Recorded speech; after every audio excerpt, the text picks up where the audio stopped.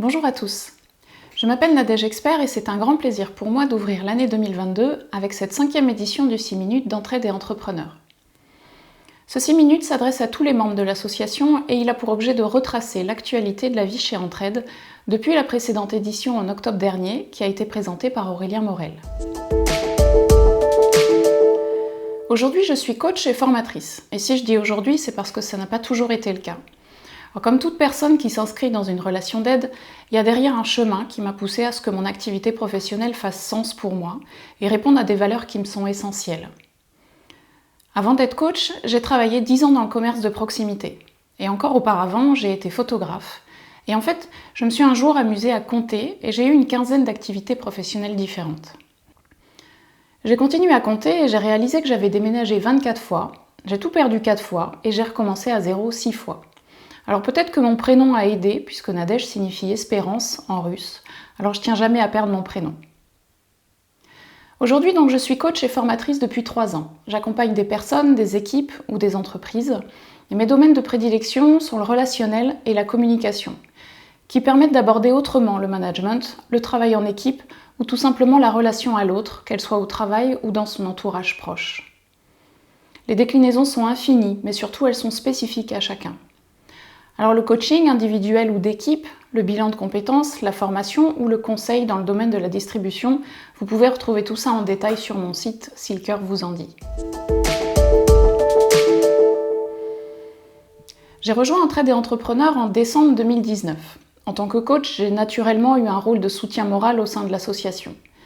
Depuis, Frédéric Duplessis s'est concentré sur l'antenne de Limoges et Claudine m'a alors proposé de devenir référent des soutiens moraux. Et je la remercie encore pour sa confiance.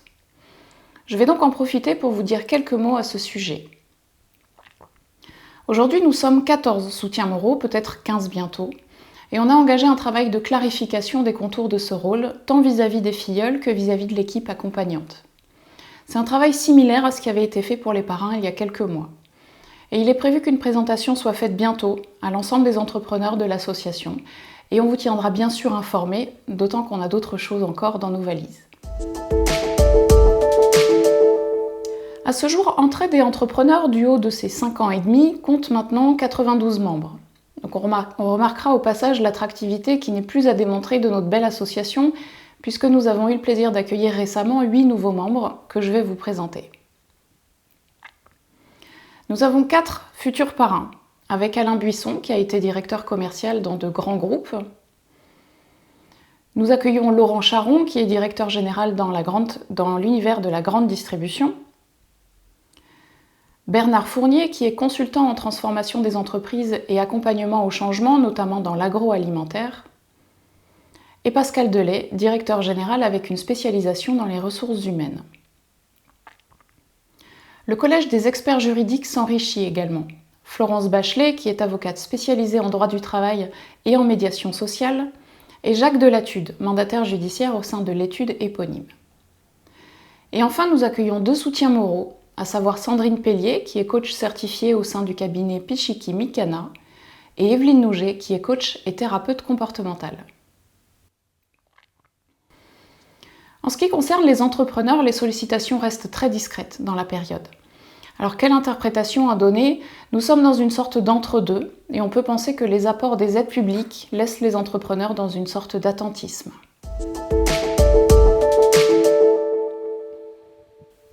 Je vais commencer par vous parler de la fin d'année 2021 qui a été très riche et puis je vous présenterai la feuille de route de 2022. La fin d'année a été marquée par notre manifestation du 25 octobre, qui a été l'occasion de fêter les 5 ans de l'association et de répondre à la question « Qu'avons-nous fait de nos 5 ans chez Entraide et Entrepreneurs ?» La thématique de la table ronde était « La prévention de la santé morale et physique du chef d'entreprise, fini le tabou, parlons-en ». Et je vais citer ici Claudine Perry qui écrivait dans l'édito de novembre. La thématique était ardue, mais elle a eu le grand mérite de faire s'exprimer différents points de vue, en totale synergie de prise de conscience et de volonté d'agir ensemble. Nous allons pouvoir maintenant envisager de nouvelles initiatives en sachant que nous serons soutenus et encouragés. Un vent favorable nous accompagne, laissons-nous porter. Si notre présidente nous parle du fait que nous sommes soutenus et encouragés, c'est aussi en raison du partenariat qui a été signé avec la Banque de France. Le 22 octobre, Claudine Perry et Carmen Vanobel ont été reçues par la Banque de France à Paris à cette occasion. Le mois d'octobre a été sous le signe de la communication pour Entraide Entrepreneur. Claudine Perry fait la une du journal Les Échos et Aurélien Morel y est également mis à l'honneur dans un de ses numéros. On a le dossier en format PDF, donc si vous ne l'avez pas lu, vous pouvez nous le demander. Ces événements ont été suivis quelques semaines plus tard par la trêve familiale et gustative des fêtes de fin d'année.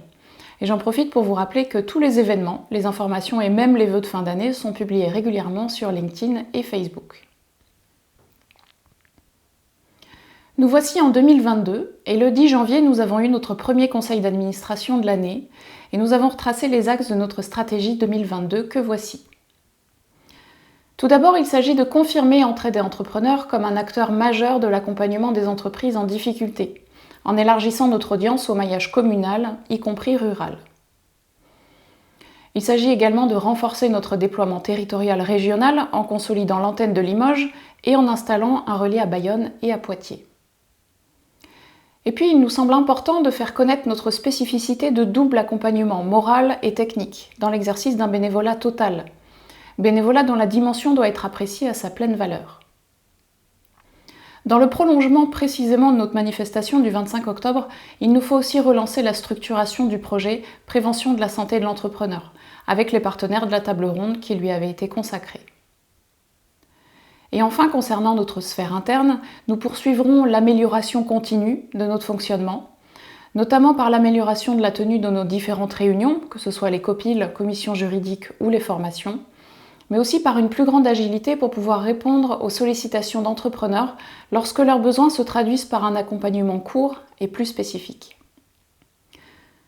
Tous ces points seront bien évidemment développés dans les mois à venir et vous en serez informés au travers des différentes publications et rencontres qui leur seront consacrées. Vous pouvez d'ores et déjà noter que notre prochain COPIL se tiendra le 15 février à partir de 19 h. J'ai été ravie de partager avec vous cette séquence et je vous remercie de votre attention et vous dis à très bientôt.